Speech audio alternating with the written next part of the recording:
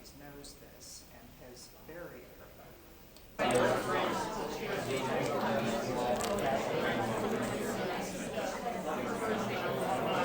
Good morning.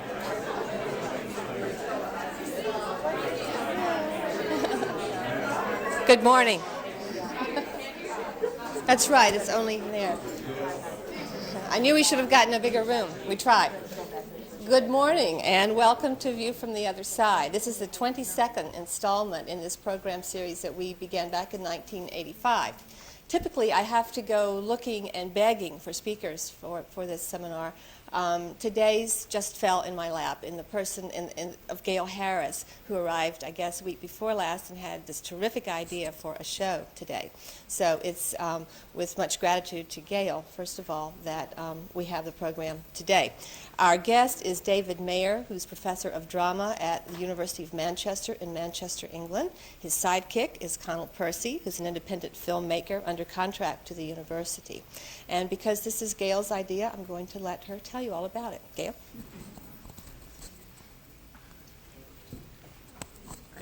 Thank you. Return to us with us now to 1894, and there was no Copyright Office. There was the Library of Congress, and it was still in the Capitol building, and we all carry with us, I know, a mental vision of what it looked like in those days. To the best of my knowledge, I think there were about 5 people who were classified as copyright clerks. There was no register of copyrights. The register, in fact, was the Librarian of Congress, Ainsworth Rand Spofford at the time. So with that little picture in your mind, you have to imagine a day in probably late 1893 when Thomas Edison, either by mail or in person, appeared with this thing he called a film. In good Copyright Office fashion, we didn't have a category for film, so I'm sorry. Dear Mr. Edison, this concerns your claim in something we've never seen before. And it, just to put it, parenthetically, to put it in a little perspective, it was a little like we probably looked at the first hologram that we had. Hadn't the vaguest idea what it was. We finally had to go to the patent office and say, what is this thing we're looking at? Anyway, to get back to Mr. Edison, I'm not clear. Unfortunately, it would be an awful lot of fun to know what transpired, but Spofford's letter books are gone. So we have to imagine that Spofford himself looked at these things and said, well, we can't take this film, but we do have a classification for photographs. So if you will transfer this stuff back to paper strips, 35 millimeters wide, and it doesn't matter how long it is, we didn't have to worry about optional deposit requirements in those days, we will accept them as photographs. So from 1894, early in January, when the first Fred Ott sneeze was accepted for registration, until 1912, we accepted only these paper prints, no film at all. It was the 1912 revision to the law that allowed us to accept the motion picture prints. Did Buddy Brylowski come? No, he's not here. Well, I called Buddy the other day, and since he's not here, he has to allow me to tell the story he told me. His dad was the courier for the film companies during those days, and true. He had a little office on East Capitol Street, and the film companies would send old Mr. Brylowski. You remember old Mr. Brylowski?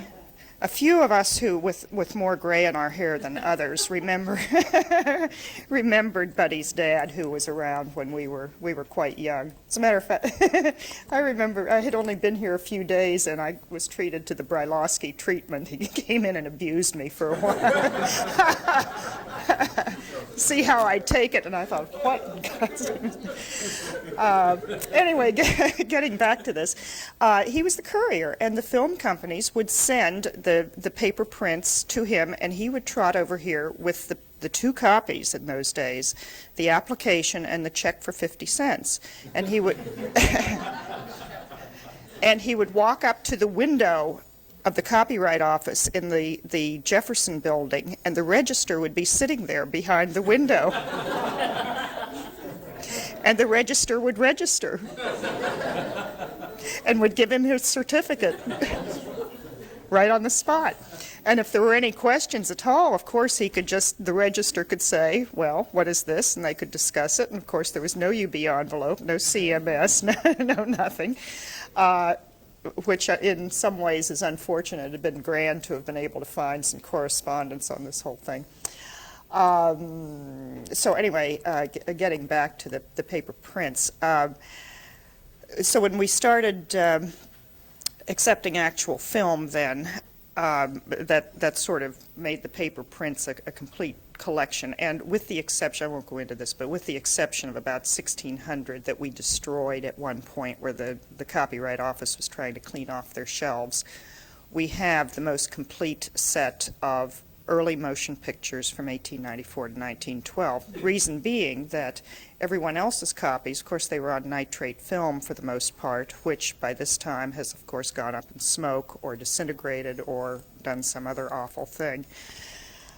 We have to come up to the 1930s when the library suddenly discovered these things in the basement, and along with a number of other outside film companies helping with the library. And over the course of the next couple of decades, these were all transferred back to film. You can see them. I have to qualify that slightly. All of them do not have viewing copies available, but my understanding is that if you want something in particular, they will make it, MBRS will make it for you. And go down and tell them I said that, and I'm sure I'm probably going to be wrong, but in any case, if nobody knows, if you don't know this book, I'd recommend that you get a copy of it and just sort of peruse it, which will give you a wonderful story of the paper print collection itself. Now, paragraph. As most of you know, I sometimes disappear from time to time, sort of a work release program. I go to England, and for various reasons, and I always try to be there when there's a particular conference going on in Leicester. It generally has something to do with the Victorian and Edwardian stage, and it just is an awfully nice weekend. I think it's largely the success is due to the person who organizes it, who is a very organized man, and it's always a very, very nice conference. In 1988, amongst the speakers was David Mayer, who I, of course, knew beforehand. It was late on a Saturday afternoon, and everybody was thoroughly exhausted. David got up and started talking about this marvelous collection that the Library of Congress had. Well, I knew about the paper print collection, but I didn't know about the paper print collection. And I sat there with my eyes gradually opening to the importance of what this whole thing represented. But more importantly, all around me, the whole conference came alive. People were seeing something that they had never seen before. They didn't know it existed. They were just absolutely awestruck.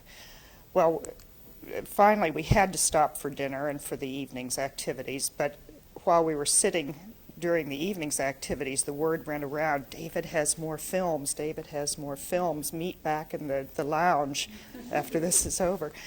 Until 12:30 in the morning, people sat there just eating these things up. And in a way, I was shamed because I couldn't have done it myself. David got onto it all by himself and did it himself. But I was so proud because it was our collections. We could look at any collection in this library probably and say the same thing.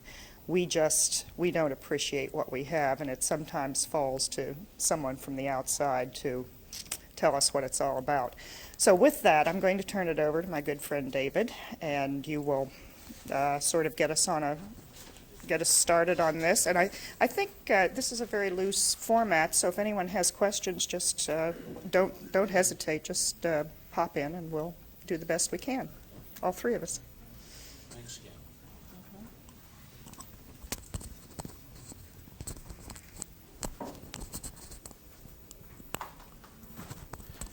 Am I audible on this now? Okay. Okay. Okay. Right. I'm just trying to work it so it's on the top, not hidden under the lapel. There. Okay. My discovery of this material was accidental. I was at a conference in the early 80s, and I there met Pat Lockney from the Motion Picture Division. And Pat, at that time, was involved in preserving this material and trying to make some sense of it and draw the attention of people who were essentially film historians to the material. I was told that the collection consisted largely of actuality material, but that there were some comedy bits there as well. So my intention was to look at this and to see whether there was any kind of correlation between contemporary gesture, the way in which people in the 1890s and early 20th century gesticulated, and what is sometimes described as the overacting. People who don't know the Victorian stage tend to think that it is extravagant. Many of these gestures are made because they're in large buildings. Many of the gestures are made because there is music sustaining gesture, and it can be extended and sustained, and that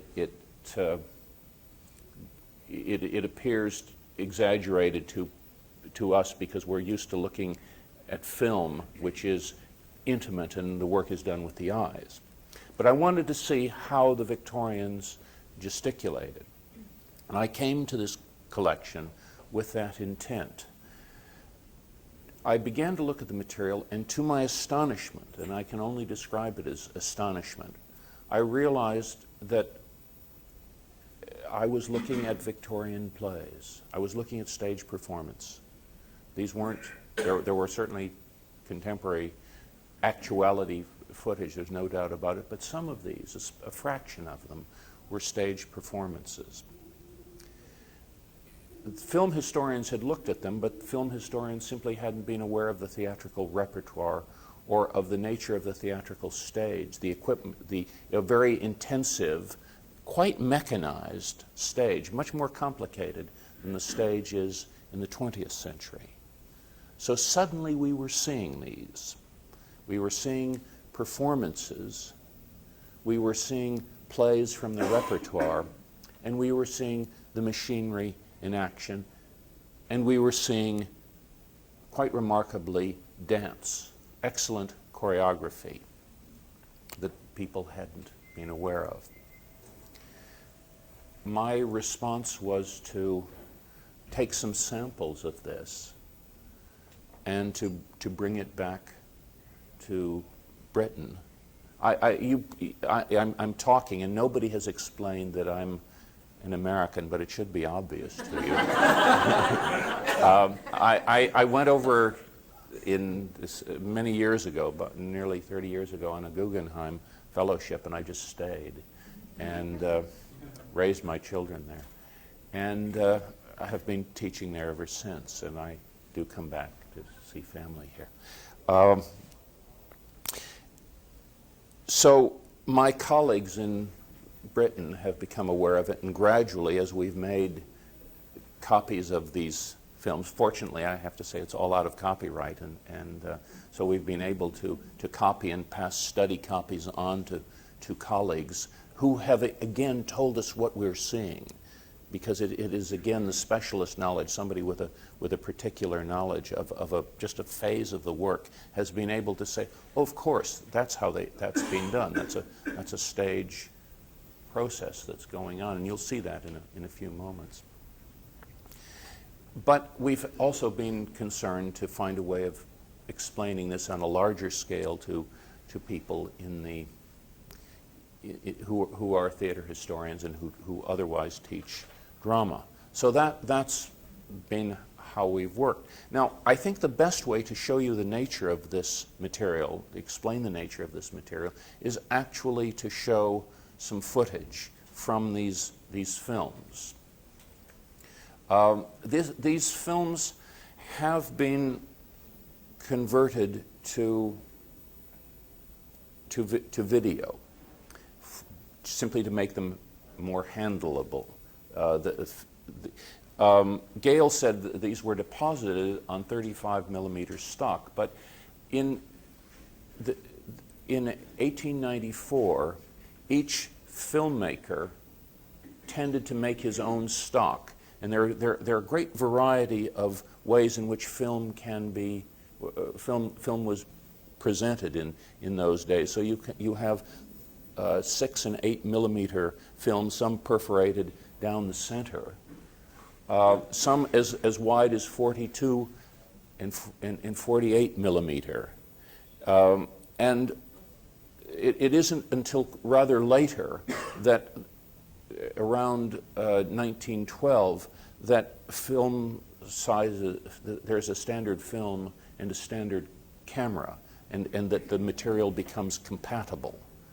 Up until in this early film, there's no guarantee that the material is in any way going to be compatible. So we've had to photograph it or film it, trying to find an appropriate projection speed, which has been technically difficult to do. And again, somebody with the knowledge of how to photograph film for television has been shown. But what we haven't been able to do is in every instance preserve what is called the aspect ratio. So there are times that the edges on this are slightly squashed. Before I show these, I talk about one other thing, and the reason that Connell and I came to this. We also began to look through the other copyrighted material in the film division, and just making up a shopping list, kind of using lateral thinking, knowing that for all the legal work of properly registering a play and having it copyrighted, filmmakers were not, I can't speak as much for filmmakers as for theatrical managers. They were not above taking a play that was known by one title and presenting it by another. And it was by going through the files and looking for alternate titles, we began to pull together a bit of other film footage which related to these. So one of the things that we found was a play, a 1909 melodrama, full-length melodrama from Drury Lane, a horse race melodrama that had on stage, now this is on stage, it had a fox hunt with 6 to 8 horses, and dogs, a pack of hounds, a car crash, a horse race, and a train wreck.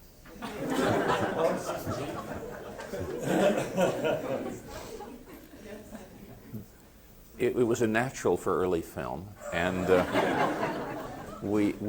I was lucky enough to find the bits in various places, bits of the entire film, and with help reassemble it, using the script and using the material that the Copyright Office had. May I demonstrate with that? A description from 1917, the press book, which contains more wonderful information about the film, how it was made, where it was filmed, the stars, and this is what we used to get. This is on microfilm down in NDRS. So that enabled us to make the reconstruction. And because there was, it was brought from Britain to America, it was adapted here, filmed here, and Americanized. The characters were given American names and identities, and the 2,000 guineas at Newmarket became the Saratoga Handicap, and British Railroad rolling stock was replaced with Gail knows about the train crash, because they had to stage a real train crash for this. And it's really quite an adaptation. The other thing that we were able to do was to find a colleague who is enthusiastic and a very good composer, a professional composer and music director, and Matthew Scott from the National Theatre. And Matthew put a score to it, a piano score to it, and he came over with us. United International Pictures paid his expenses, and we were able to perform it with live music. You'll see, the films that you'll see today won't have any music, and that really is a pity. Well, all right, I'm going to show I'm going to show and explain two, and Gail is going to explain the third, bits from the film, from these films.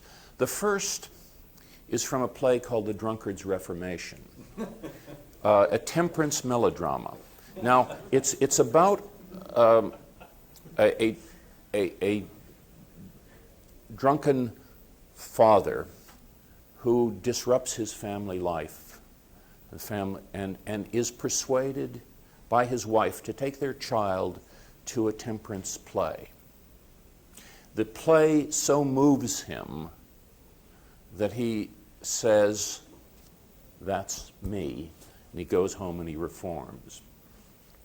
Now, what he sees is one of the problems that we have had is that the catalog to the paper print collection was compiled by somebody who didn't know anything about the stage repertoire. So the descriptions are not terribly accurate, and this is why I think the finding waited until a stage historian looked at it. What he sees is the 1879 adaptation, English adaptation of the Émile Zola's novel L'Assommoir, and the play was titled Drink. And the leading role was taken by an English actor named Charles Warner. Charles Warner, in 1903, I think it was 1907 when this film was made, had died. He'd been dead some years. But the actor playing this was made up to look like Charles Warner. And he reproduces the stage action of Charles Warner. I'm going to show you just an extract. Now, there's another thing that tells us that it's Charles Warner, that it's Drink and not L'Assommoir. In the novel and in Zola's adaptation, the alcoholism that changes Coupeau's life is largely self-induced. In the play, he is effectively seduced by the villainess.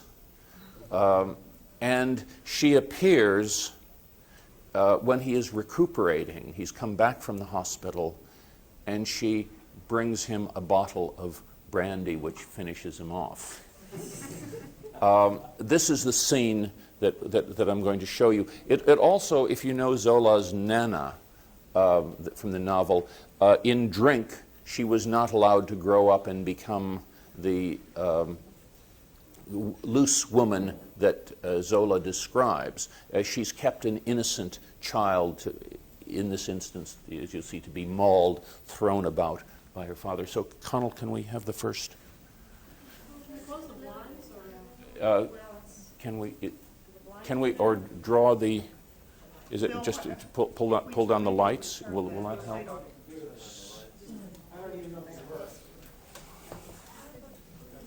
Some of you. Oh.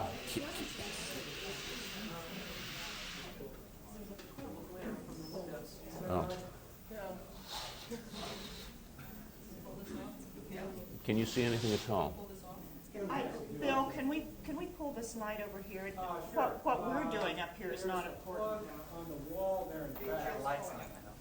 There's a plug in the back that is on the wall.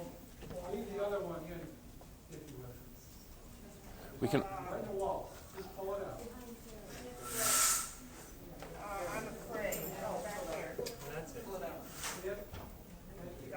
Jill, look, why don't you take this chair? And, okay.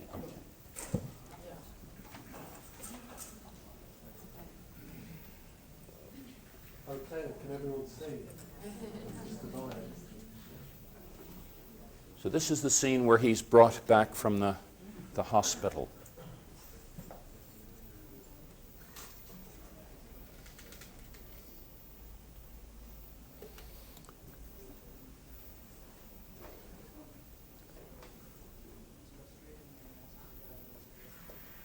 What year is this? In 1907. Who is Mr. Warner? Charles Warner was an English actor who... Which one is it? This one, and he's made up. If I think we may see a picture of him very briefly.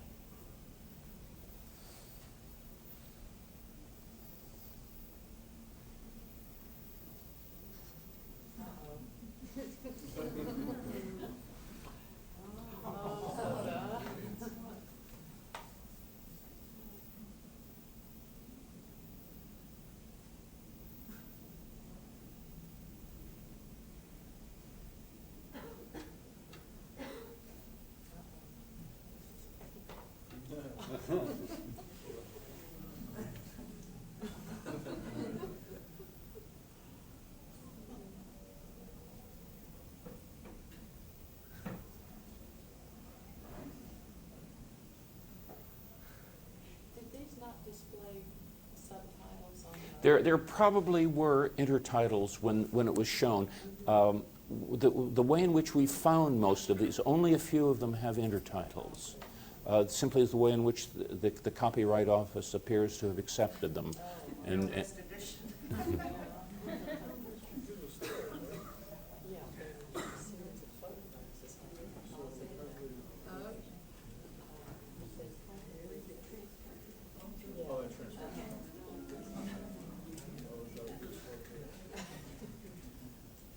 How many of them actually were part of a lecture, actually, not so that the intertitles wouldn't be necessary? I don't know. I don't know. One of the things that we know very little about is the way in which these were used. One of the things that I won't show today, but I have on this tape if anyone wants to look at, is Ostler Joe, which seems to be timed to the poem by George Sims, Ostler Joe. It certainly tells that story. And it's possible that somebody was actually in the music hall reading it as it was performed. Edison Parsifal in 1904 was part of the lecture slide demonstration. They wouldn't have had subtitles. I see. Oh, I'm not. I don't think it was really intertitles until the words 109.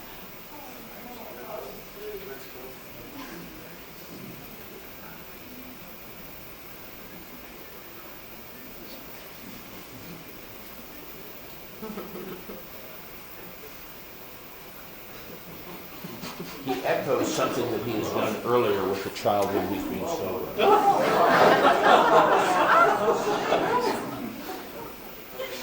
Reminds me of something. We watched the whole thing through last night down at Pickford, and what occurred to me was there seemed to be, you saw someone kicking a dog and everyone laughed, and the whole business of violence is nothing new. There were several instances like that.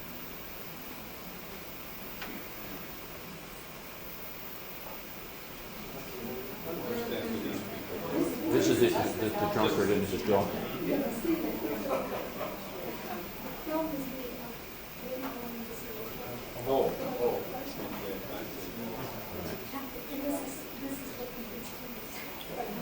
Just as soon as this shot finishes, we won't go to the end shot. As soon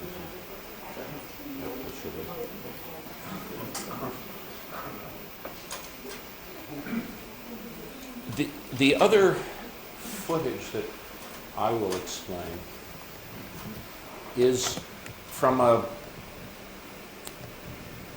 musical entertainment. It's by Georges Méliès, a filmmaker in France, But Méliès began as a conjurer. He was really interested in stage illusion. And before he turned filmmaker, he bought the Théâtre Robert Houdin in Paris, a conjurer's theater, and put on his own magic shows. These shows were the inspiration for extending the act and trying other effects on that were possible with motion picture. And Méliès is best known for the use of filmic effects, certain kind of primitive animation. I want to be careful about using terms like primitive, because I don't like to use the language of the film historian who looks on this material and has a kind of, I say, a subtext to this, which is sort of, never mind, it will get better. It's crude, but it's going to improve. But Méliès was experimenting with ways of fostering illusion, and we're looking at more of his films now. This is a film, Faust aux Enfers, from 1903, Faust in Hell. And its form is the musical burlesque. It is like a vaudeville piece, which is meant to be performed to music. I hope that Jill, this is something that you will play around with, because I think that the musical implications of this are quite far-reaching. It falls, if you think of it as a kind of sub-Offenbach, sub-Hervé, or Florimond Roger, some of the composers who were working at this time, and the kind of pieces that they were putting out. This falls into that, although it is illusion. Now, the reason I'm showing it is partly because of that it is a musical piece in its entirety, but also because what he is using is the stage machinery, the full range of stage machinery. So there are a few times when he has stopped the camera and a substitution. There's a moment when Faust is thrown down into hell. Faust and Mephistopheles are struggling, and he's then thrown down, and what has happened is that the camera has been stopped and a doll has been substituted. There is one point when there are 2 points when there's a dissolve from one thing to another. But most of the time, what looks like a dissolve is a use of a stage gauze. Stage gauzes are also used to show waterfalls, and with the splashes are made by handfuls of rice being thrown up into the light. You're going to have the illusion of going further and further into the cave. It looks as if the camera is tracking in. That's not what you're seeing. What you're seeing is what is the Victorian stage effect, which absolutely freaked us out when we saw this. But we read about it, nobody knew how to do it. Called sink and rise, in which scenery simultaneously sinks into the floor and goes into the flies. And when you have several of these sink and rises behind one another, you get amazing sense of depth. There are moving backcloths, so that actors who are suspended on flying harnesses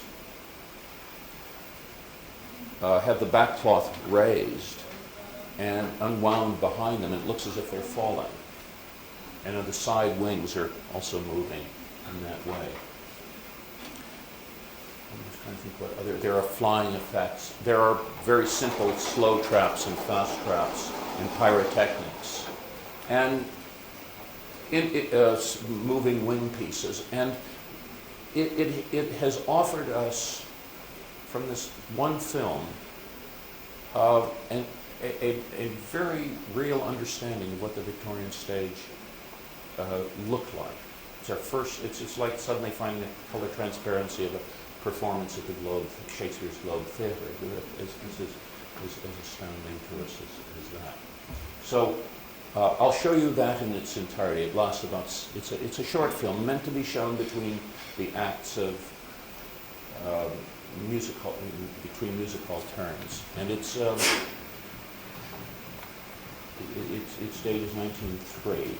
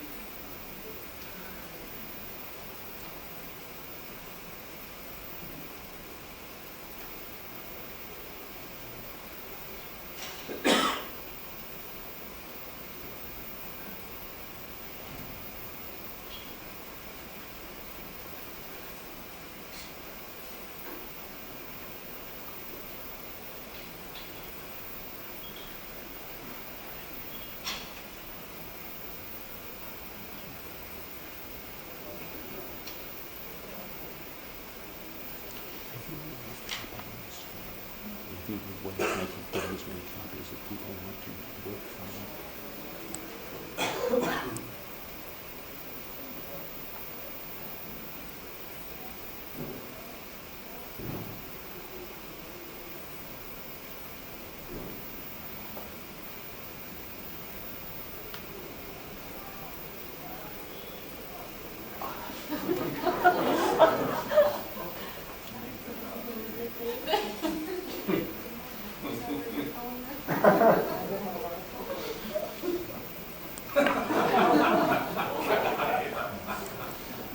The women's dancing in this is professional.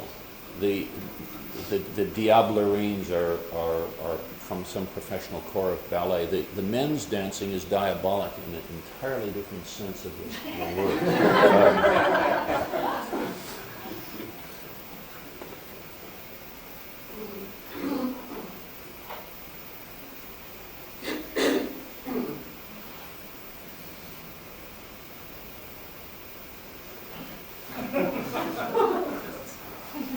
What do they symbolize? All stage personality. Temptation.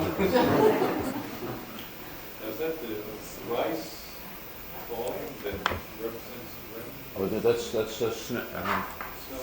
snow and hell. The hell trees still.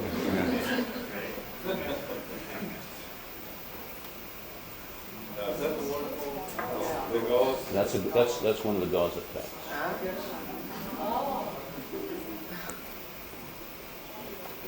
Using blacks as well. It's a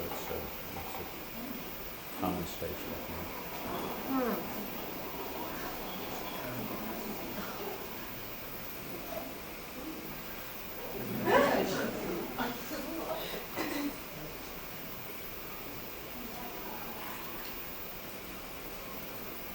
How did you learn how they accomplished this?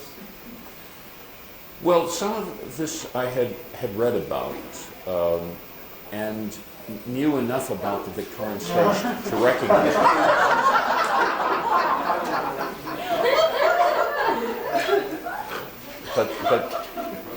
But then I've asked other people, and that's so that there have been specialists who've looked at it. So this is really like a documentary of stage techniques. That's right. More so than showing film techniques. That's right. Yes. I mean, he doesn't use many film techniques, and we're Conal, Percy, and I are now looking at more films in the paper print collection and finding more of the same and further effects.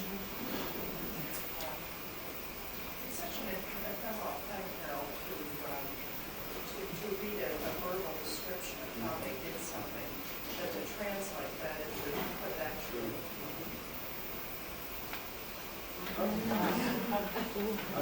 it very much goes along with what Edison certainly always had in mind, that would bring things to people's homes, or to them, that came from the state and the opera, to say, make it more accessible to a wider audience. We went, because those who were in the provinces might not have had access to the state.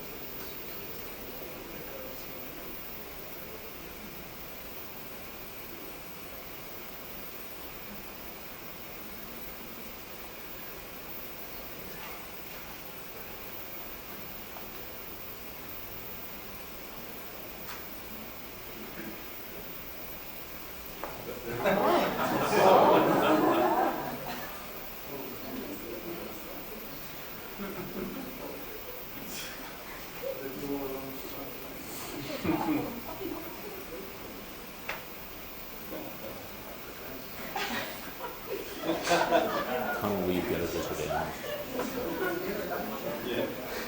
can't see.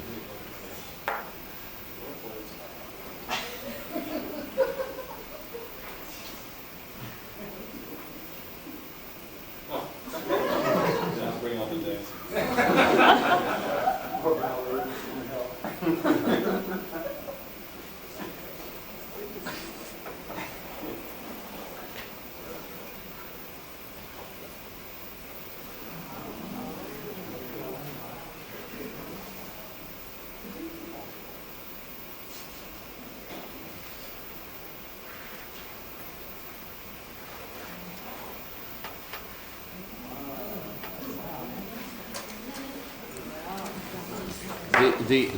The third film that I want to show is one that Gail will explain.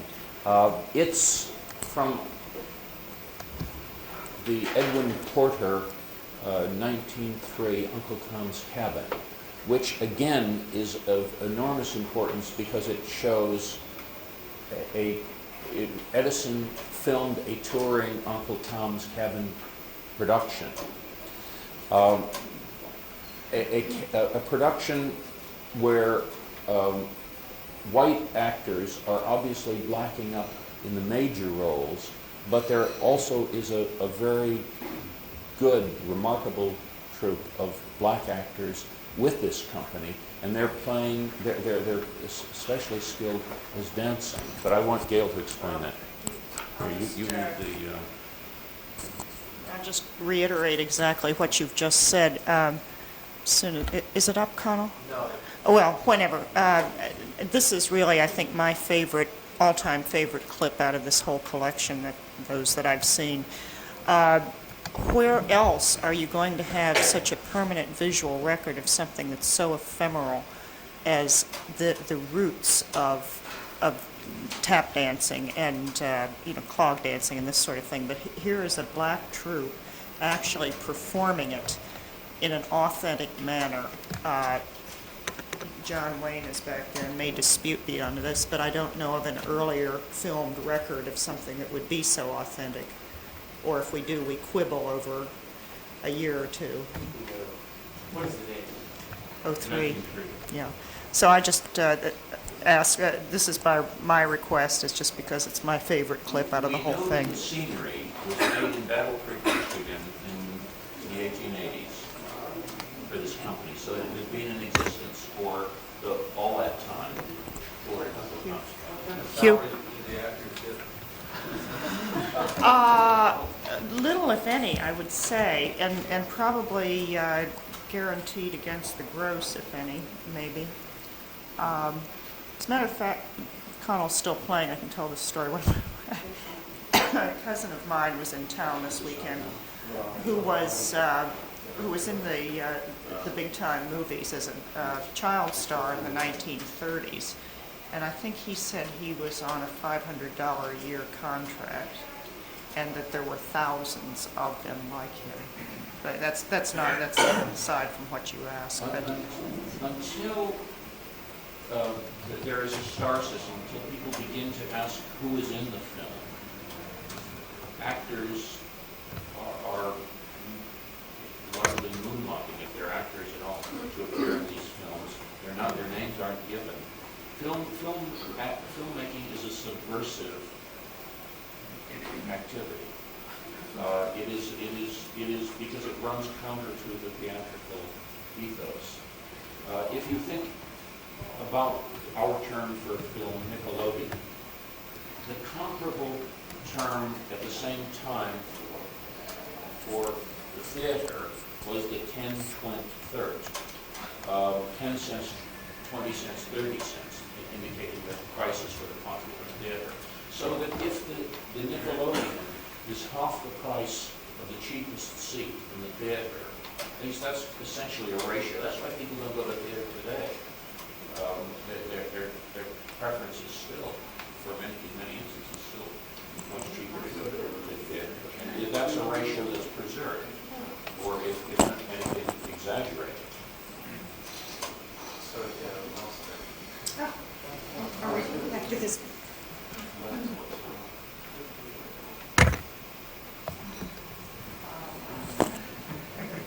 Connect each of them.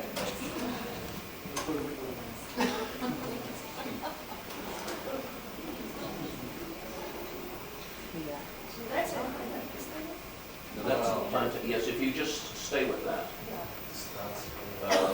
This is another, this will be followed by two scenes. And it's the night, it's the scene at night outside the plantation, which is again of interest to us after this. This is when Eva falls into the Mississippi.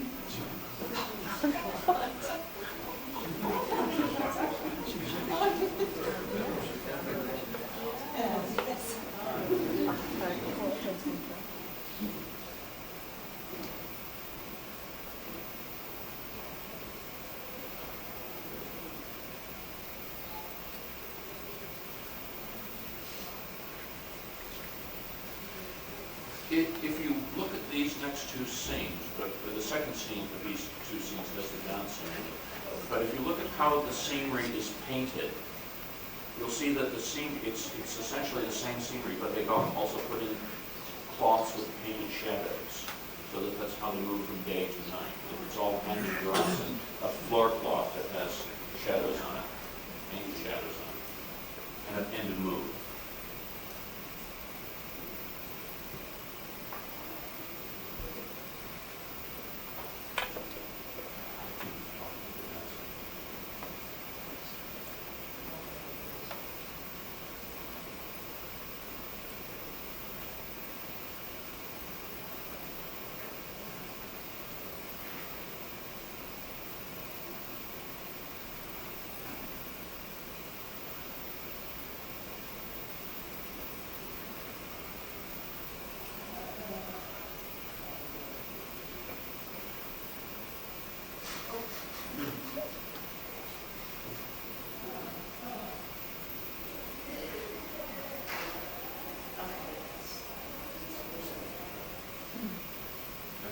That's Topsy, who was blacked out, who was not there.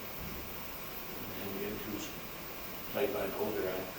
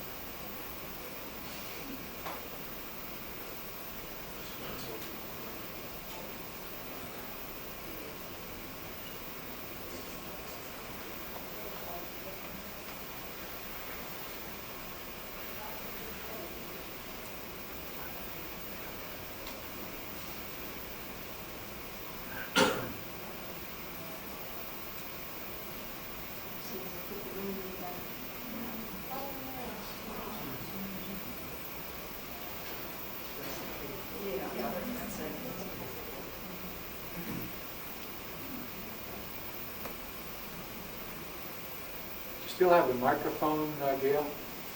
Yeah, Bill. You want to take it back? Well, I've got it for the moment, okay. if you could hold it.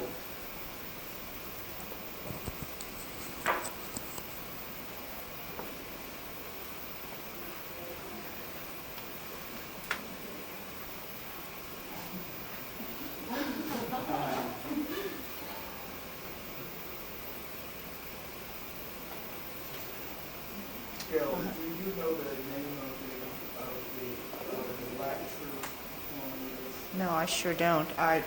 It's an interesting question. Do you know, David? No. Ah, that's what we call research. We'll get right on it. I am wondering whether it would make us be the Ciceretta Jones troupe. I don't know. That was doing a lot of What traveling. it was? Do you have, where's the information on them? Do you have it? I know the person who has done the dissertation. Oh, really? Oh, So perfect. someone could recognize, Perfect. so someone would be able to recognize the dancer? Maybe. Great. We'll pursue it. Well, what I will do with this footage, this cassette, is leave it with Gail to make copies for anyone who wants to take study copies from it. That's the way we can be working right along. It's the best, most effective way is to have this material copied and studied. So Super. please check with Gail and do that if you'd like to work from it.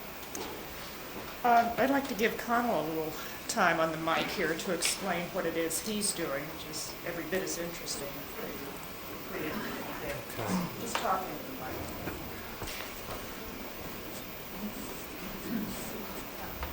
mic. Just to say that I'm working with David at the University of Manchester, and I've been involved with making educational videos about this material, where the library's made the paper prints available to David for research. I'm sort of taking it a stage further to make it accessible to students who study drama, and I've made 3 teaching videos to show just various aspects of what we can learn from these films. I mean, it's really for David, it's a brand new source for the theatre historian, and to actually be able to see the late 19th century, the Victorian, the early 20th century, the Edwardian stage. Well, it's amazing rather than just reading about it. The other thing that I've been doing is an undergraduate from the university who's something of a composer has written some tunes for these films for my teaching video, so that they're not the authentic music because we don't have the original, but David's done a lot of research with Matthew Scott, who's the pianist from the National, and they have a book called 4 Bars of Adjit, which obviously we have it here. This is a collection of... Well, it's the types of for various Victorian melodramas. That's right. So there will be some music on the films. I'm really in the process of completing this. The 2 sections I'd like to show you are really the very beginning, to show you how we introduce this material to students in England. And I'm sorry if there's any repetition. What I've done is I've interviewed a number of academics, like David, who have expertise, including designers, theatre designers, theatre restorer. We went up to a theatre in Newcastle, in the north of England, which is a fully working Victorian stage built in 1868, and it's still all mechanical today. It's operated by hand. It's the original wooden stage. So there's sections of that. You saw the Faust film where we have the sink and rise machinery and the trapdoors. Well, at the theatre there's the same sort of trapdoors. It's the exact same principle. So I'll show you that as the second clip. So I'll start with showing you the repertoire section of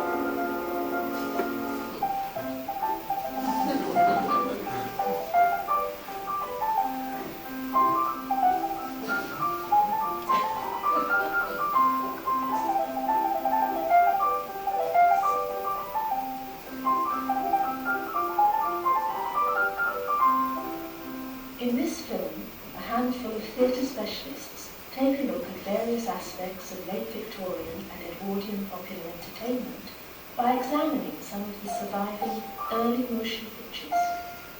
In particular, they explore the breadth of the late 19th century repertoire, mise en scène, and different styles of acting which have developed since the turn of the century. Many early films, such as this one, The Drunkard's Reformation, by the pioneer filmmaker D.W. Griffith, were adapted from the stage.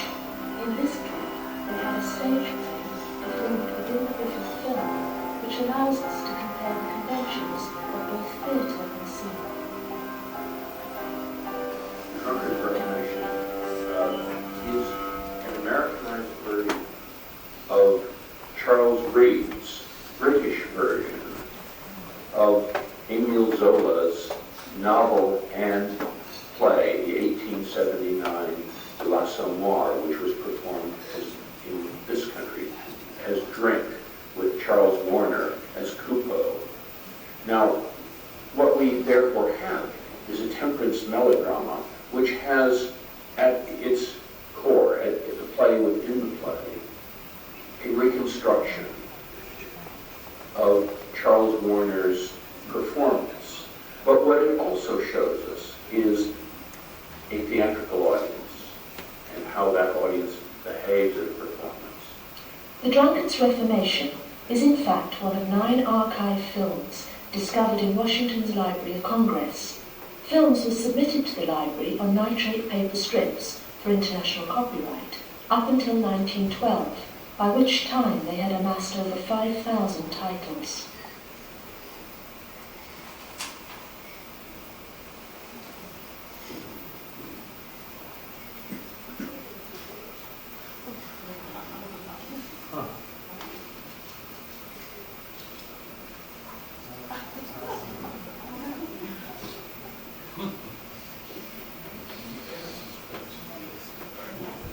I became aware that the library was engaged in conserving this material. Too fast, yeah. The material had been recovered from vaults. Nothing can compensate and for how they were great now going cameras, through a process really. of stabilizing You the could film, slow that down today. and which was on nitrate That stock, would be the only and way to see transferring it it at proper to speed. contemporary safety film. And very much to my Yeah, astonishment, just whatever as the I started cameraman to felt look at like, this material and call I up think. titles that I thought might have some interest, I became aware that what I was looking at was the Victorian stage and the Edwardian stage on film.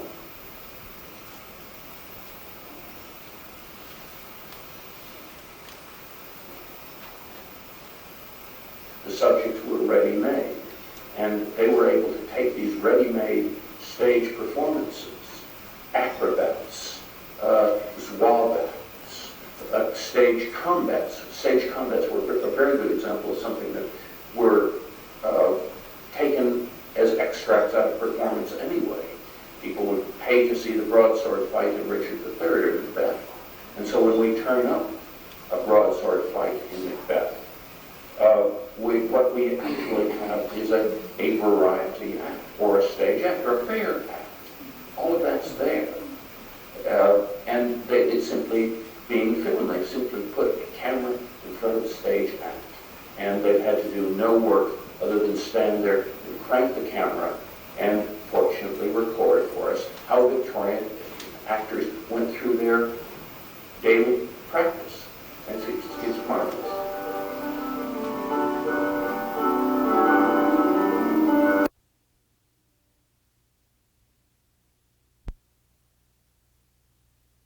Maybe I'll just take you to the very end of that, and then we look at some of the above stage effects, like snow falling, flying people through the air, and moving wing pieces. Bear with me.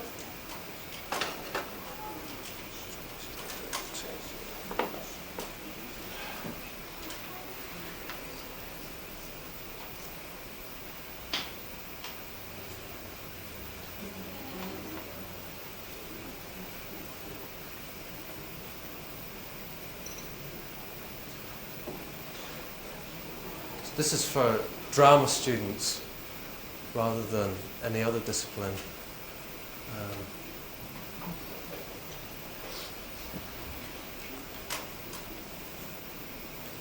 Let's just take it from here.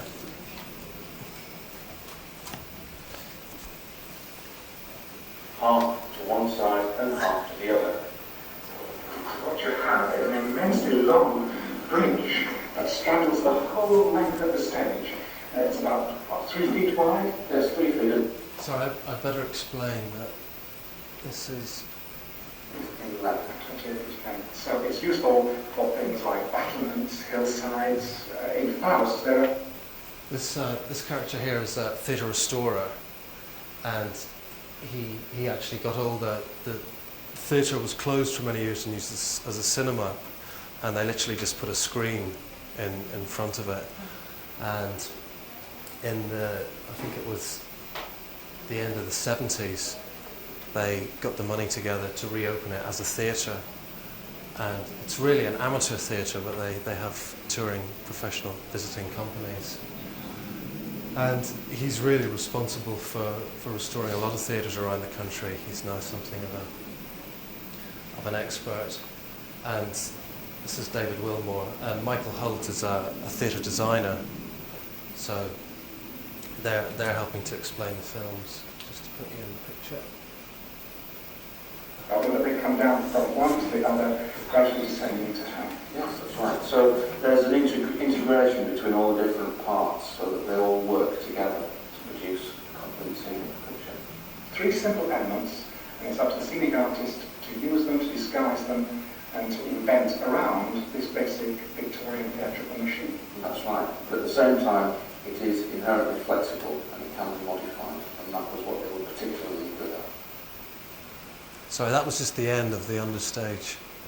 Now we're going to go above stage after this clip. Uncle Tom's Cabin by Harriet Beecher Stowe was one of the most popular novels of the 19th century and was adapted for the stage many times.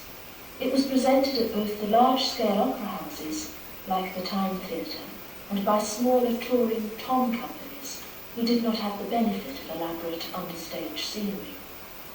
The Uncle Tom's Cabin film shows us only a selection of scenes from the stage version and presupposes a knowledge of Stowe's story in its use of action tableau interspersed by titles announcing the content of the following scene. This is the earliest example of titles found in the paper print collection.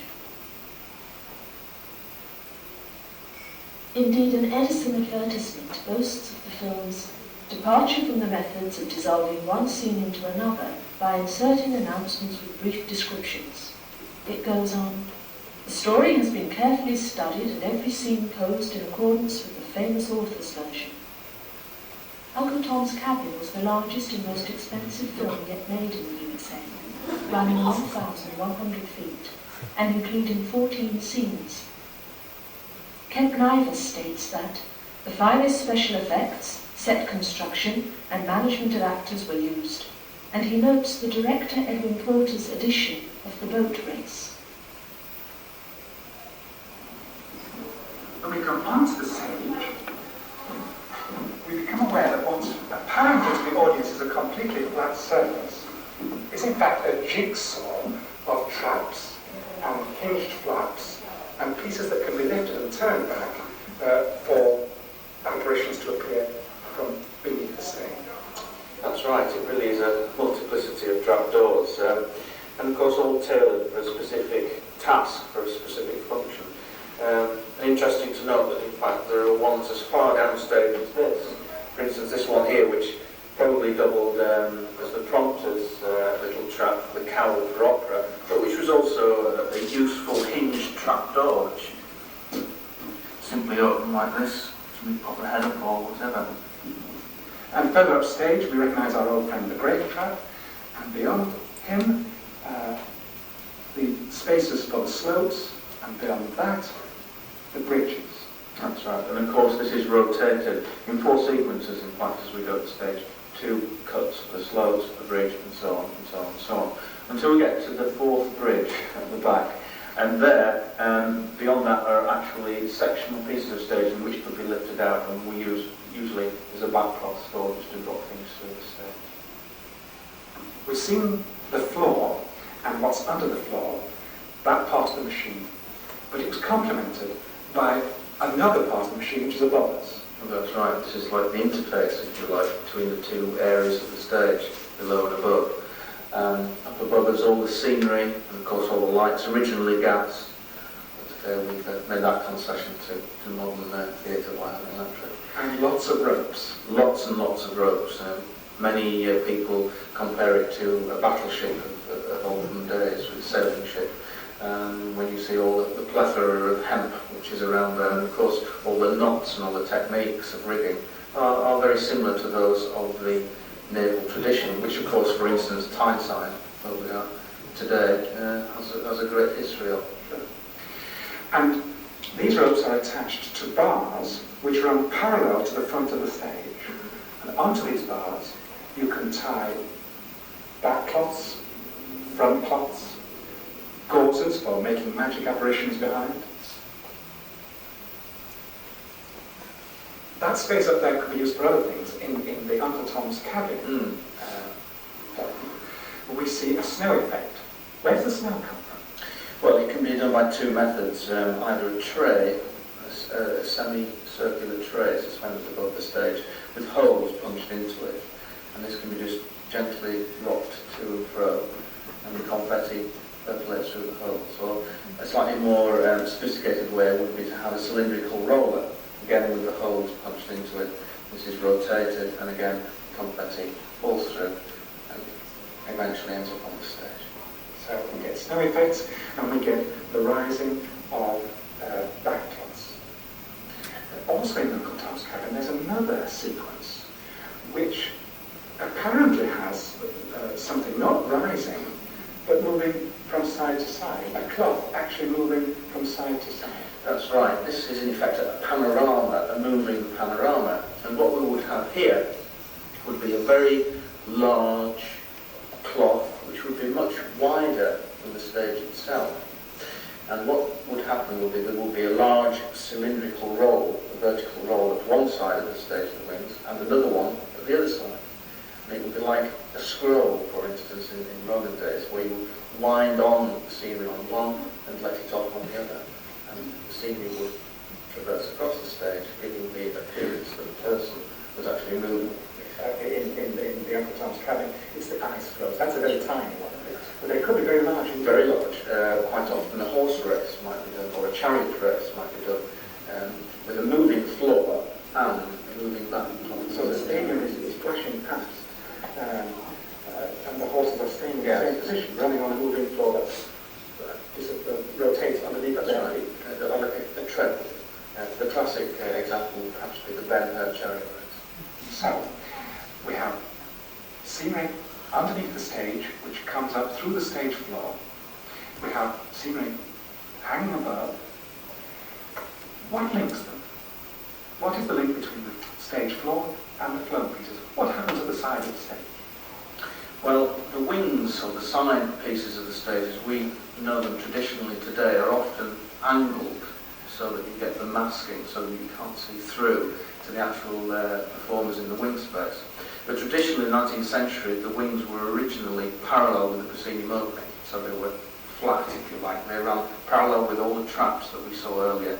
Everything was in that plane. Parallel with the cloths up there. Parallel with the cloths. Now, the wings themselves ran in grooves, typically in an opera house of this size. You would have a bottom groove. The piece of scenery would run in a small channel made of wood, and it would have a top groove, so the top of the piece of scenery would also have a groove to sit in, and it would slide on and off in these grooves. But there wouldn't just be one groove, there would be a nest of grooves in effect, which might be as many as 8 or 10 or even more. Lots of wooden canvas rising up from the stage floor. Lots of wooden canvas flying in the air. But also people flying in the air. That's right. Of course, the illusion has to be fulfilled with people flying through the air, and this is quite often called for the spectacle pantomime. We can see it in the Scottish conflict. Indeed. you can see Mephistopheles carrying Faust's body down to the underworld, and we can see angels, both in Uncle Tom's Cabin and in Oscar Joe, descending and flying back up again. It was a real interest in the 19th century to create the illusion of flying, notably names like George Kirby, who created many theatrical patents to protect his inventions, and the conquests were also renowned for their flying feats.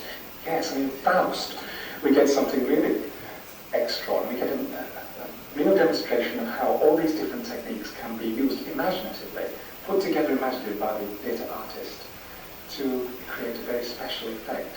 We see not only Faust and Mephistopheles descending on a flying wire, but something else happening in the background. Yes, that's right. It's a mixture of the flying and also the panorama, which we were talking about before, so that there is this illusion of descent created by the movement of the canvas behind, while suspension of the people and movement in front of it. In this case, the panorama is not moving from side to side on the stage, but from the floor of the stage, unrolling as it's pulled up and up and up into the front. That's right. And it really brings it all together. There's a religious connotation, I suppose, in the whole thing. There is the devils, below, the demons, the demon trap or the corner traps we talked about before, of hell. This is the stage, this is earth, this is Mother Earth that we stand on, and above the angels who come down from above. So it really pulls it all together and puts it into quite an interesting religious context. Here, we listen. I hope that wasn't too technical for you. But it's just to show you the sorts of things that we're doing to make the films more accessible, well, to explain the films and showing what the theatre historian can actually use them for. And in that case, design is obviously one of the major things. I also interviewed an actor who talks about the performances and have a little debate going with an academic who's an expert in melodramatic acting, and it's another aspect that the paper print films can show us.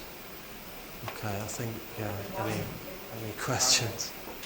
Are there any Victorian plays being thrown around in these old theatres using the stage mechanics? The stage mechanics are used quite a lot at Newcastle for things like the pantomime, Christmas pantomime.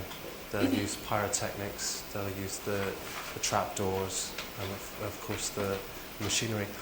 Whereas in the West End, for instance, when the scenery comes down, it's obviously a flick of a switch.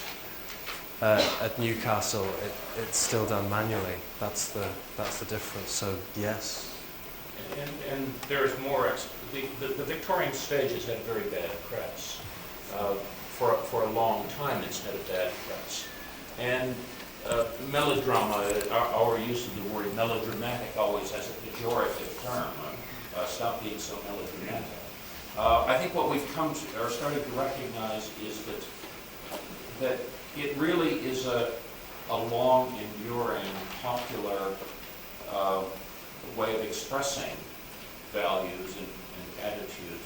It also is, the stigma comes with people trying to make a space for Shaw and Ibsen, and they were the people who knocked it down. I think it's taken a long time to come back. We're actually starting to look now at the Victorian repertoire. I can't really speak very much about what's happening in this country, but I know that in the last few years, some of us have been involved in advising productions of Henry Irving's play The Bells, The Silver King. Which unfortunately the publishers haven't sent to us for description.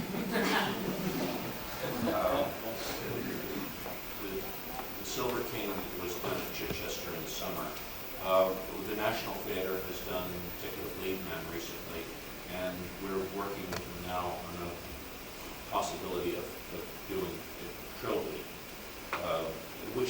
actually based on film, again, that's being recovered from here and from the National Archive. It was deposited. Part of what we'll be looking at in the next few days is bits of trilby that enable us to facilitate the reconstruction. Do you think any of the lost techniques like seek and rise would be useful in modern live theater or opera, say, a live motorized version? They've been used, one of the people started, they've used it in Phantom of the Opera, some of these effects. They've consulted with theater historians to get those effects. Paris Opera still has some of that machinery in, as well as Drury Lane Theater, so people are looking at it again, and people are finding it surprising. The disadvantage of that kind of scenery is that it is exceptionally labor intensive, and where if you go to theater, chances are, unless you go to a musical, you're going to a small cast play because it's cheaper to do it. The Victorian play tends to have to cast sort of around 15, and then with stagehands to do that work, it can be enormously expensive. So the costs are in labor, not in machinery.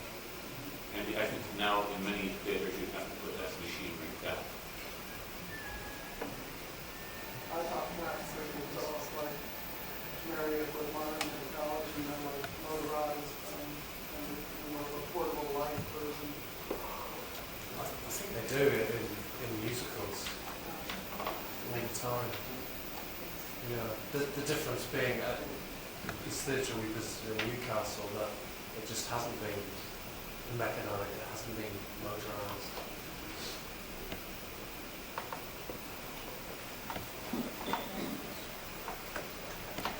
Well, I know I speak for all of us here, and it's been a similar revelation what I had some years ago. And we thank you very much. I must tell you all that I rather hijacked them into doing this thing. I know how much we appreciate it.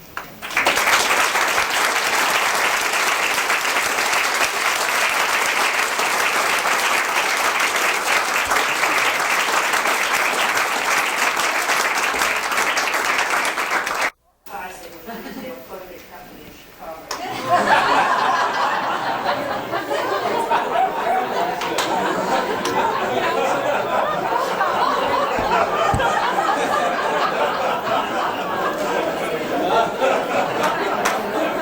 It shows me with hair, though, let me tell you.